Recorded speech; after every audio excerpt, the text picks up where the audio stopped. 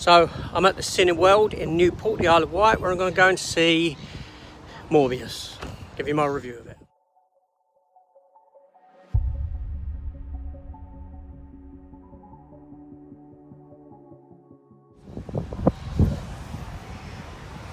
Cineworld.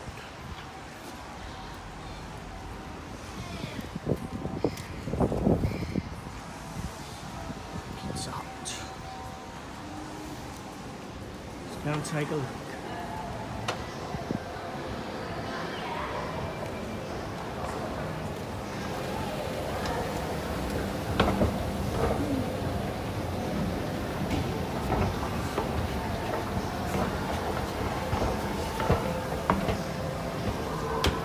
Sonic the Hedgehog 2. Baskin Robbins. James, let's go over there.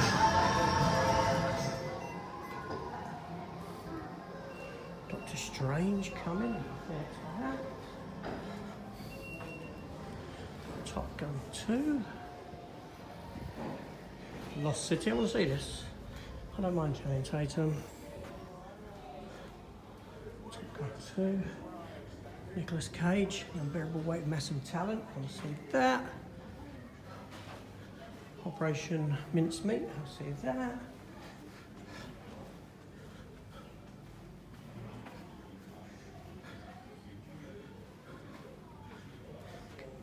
Got no idea what that is. But let's go into screen number 7. Come, apprentice, our library waits.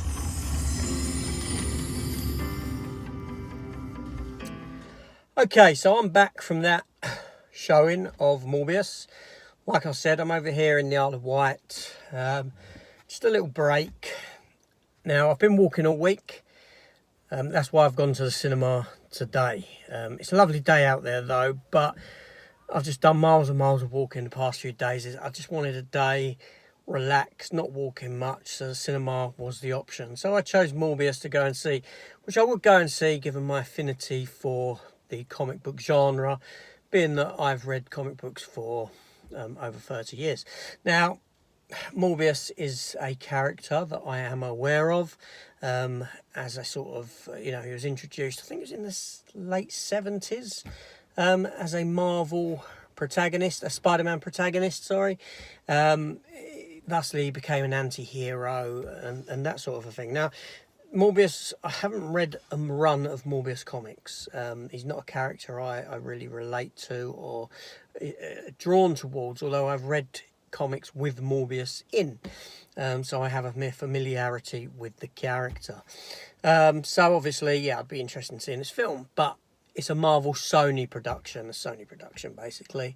So, and we all know what Sony are like. So this film, I'm going to give my thoughts on it. Now, obviously, as you can see, I'm not in my usual filming location, in my, for want of a better term, studio.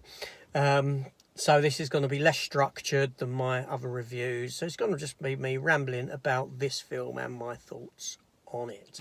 So, yeah, so this film, it opens in the jungles of Peru. Was it Peru? I think it was, somewhere like that. And Morbius is there with a group of mercenaries, and they land a helicopter, and this is where Morbius finds the vampires because he wants to catch some of them.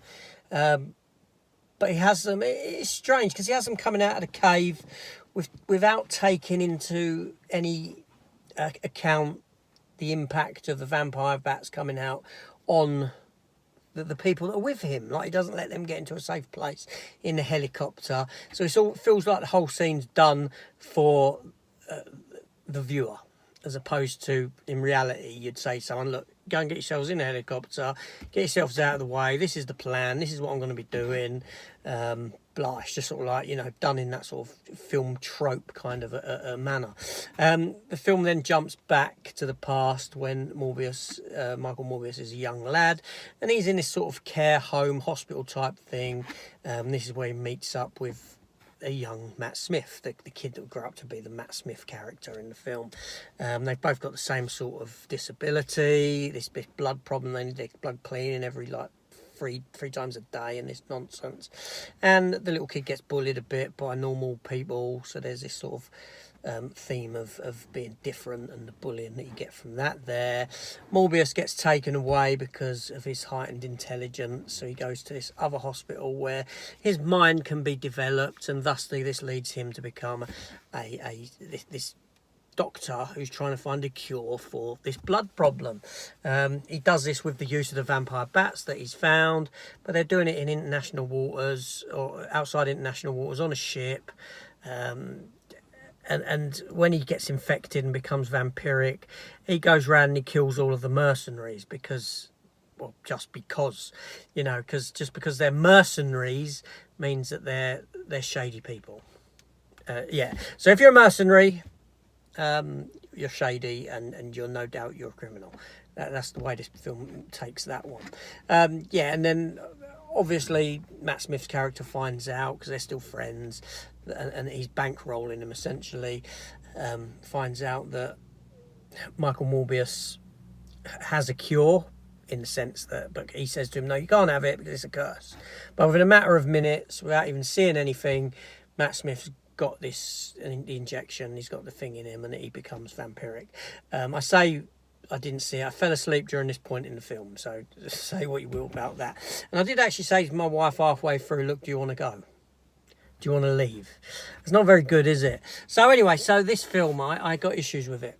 Now I will say I'm not a fan of Jared Leto at all. Don't particularly like him, but I thought he was fantastic in the role of this. I'd like to see more of him as this character. Matt Smith was prancing around like he does in Doctor Who a lot of the times when he weren't on crutches. Matt Smith, again, an actor I can take or leave. I don't think he's great. I feel the film had no real chemistry between its cast. Especially the love interest for Michael Morbius. I didn't feel any connection between these two people at all. Now, the film has interesting ideas in it, and there's an interesting film within trying to break free, and that being the story of the two brothers fighting. Okay, they're not brothers, but they've essentially grown up as brothers, and you've got the Doctor as the father figure to the two of them. You could have had an interesting story dynamic there, but the film chose to underplay that and just utilise it where it required to utilise it. The film introduces plot lines to drop them, like the little girl at the beginning who's ill and something happens to her and she ends up being put into a coma, and we never find out what happens there. That's just bad writing in itself if you don't come back to conclude something like that. The film is very dull to look at. It's not very colourful, it's not very bright, it lacks any humour whatsoever. So I know people don't like that, some people don't like the Marvel humour, but Venom had it. Venom was a lot better than this film. The fights at the end between the two vampires when they're crashing, you've seen it all before. It's just it's visual noise. It's CGI visual noise. It's not particularly great. I've come away from the film. It was a couple of hours ago I've watched it, and I'm pretty much forgetting most of this film. It's not memorable. It's not memorable at all. I'd say this is one of my least favourite comic book movies that I have seen in a long, long time. So it didn't really work for me. Like I said, there was an interesting story in there that could have been developed into something bigger and could have been brought out, but instead they wanted to focus on the mirror version of a hero, as in you've got a good vampire, so let's have a bad vampire, this sort of a thing. And I didn't feel the conflict between them was growing naturally. I didn't feel it was a natural growth. I felt it was more of it's grown this way because the script required it to grow this way. So that's just me. It wasn't a very well written film. The soundtrack, I didn't mind the soundtrack for the film. The musical score for the film I thought was fine and adequate, but did remind me of other stuff as well. So for me, very much a miss of a film, which is quite unfortunate really, but there you go. And why you would put Michael Keaton in an end scene, an after credit scene, when he's appeared in the trailer, is just beyond me. Don't have him in the trailer. Just have him pop up in an end scene. And that just all made no sense anyway, but that's another story. And other people have said that, so I won't go into that. Anyway, so my review for my talk about Morbius.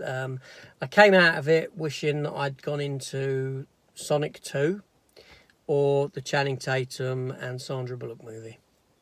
That's just me. Anyway, those are my thoughts on this film.